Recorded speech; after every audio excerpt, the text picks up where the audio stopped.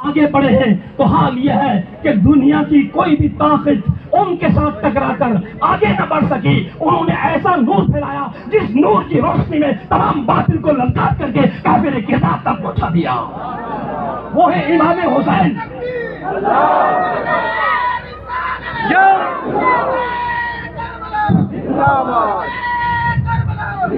حضرات آقا علیہ الصلوۃ والتسلیم فرماتے ہیں حسین منی وانا من الحسین.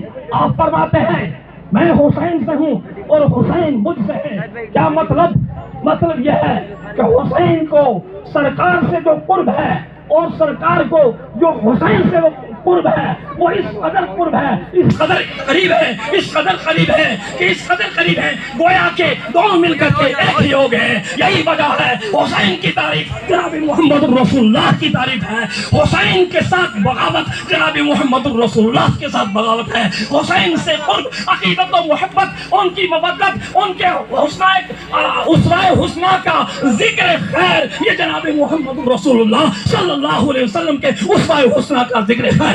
نعرہ تکبیر, نعرہ رسالت, حسینیت حسینیت, یزیدیت یزیدیت.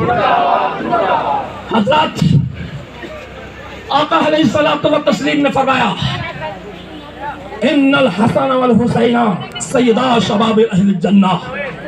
اللہ اللہ, یہ حسن اور حسین کون ہیں؟ یہ جنت کے جوانوں کے سردار ہیں.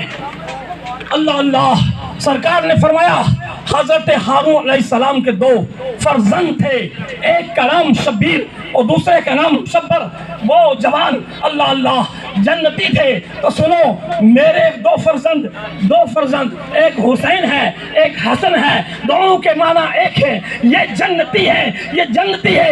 آپ نے ارشاد فرما دیا وہ اور یہ دونوں کے ناموں کے معنی ایک ہے اور یہ جنتی ہے. سبحان اللہ, ان کا کیا کہنا. یہ سرکار علیہ الصلوۃ والتسلیم کے آغوش میں رہ کر کے بڑھ رہے ہیں. سرکار فرماتے ہیں, سنو, سرکار فرماتے ہیں کہ حسن اور حسین ہما ریحانیہ من الدنیا. حسن اور حسین دونوں میرے دنیا کے پھول ہیں. یہی وجہ تھی کہ اس پھول کی اس محبت اس قدر تھی. سرکار علیہ الصلوۃ والتسلیم نے نماز میں بھی ان کی رعایت رکھی تھی. یہی وجہ تھی کہ ان کی رعایت وہاں بھی رکھی تھی اور ان کو سونگا بھی کرتے تھے, ان کو کندھے پر بھی اٹھایا کرتے تھے, ان کے پروان چڑھانے کے لیے پوری کوشش کیا کرتے تھے.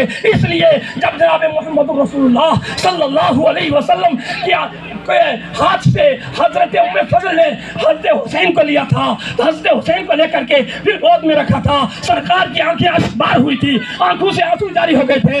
آپ پوچھنے لگی ہیں یا رسول اللہ آپ کیوں اشکبار ہو رہے ہیں, آپ کیوں رو رہے ہیں, آپ کے آنسو کیوں بہ رہے ہیں؟ آپ نے فرمایا اس لیے جبریل امین حاضر ہوئے ہیں اور انہوں نے حاضر ہو کر کے یہ کہا ہے کہ آپ کے اس فرزند کو آپ کی امت ہی شہید کر دے گی. اللہ اللہ, اس لیے میری آنکھوں سے آنسو کے قطرے ٹپک رہے ہیں. حضرت حسین وہ ہیں جنہوں نے ظلم کے سامنے میں اپنا ہاتھ بلند کیا ہے, جنہوں نے ظلم کے سامنے میں دین اسلام کا جھنڈا بلند کیا ہے. دین کے اندر کسی قسم کی کوئی خرابی, کوئی آنچ نہ آنے دی, اپنی جان کی پرواہ نہ کی. 70 نفوس قدسیہ 72 نفوس قدسیہ دین پر تو قربان کر دیے. دین اسلام کے اندر کسی قسم کا رحمہ اندازی نہ ہونے دیا. وہ امام حسین ہے.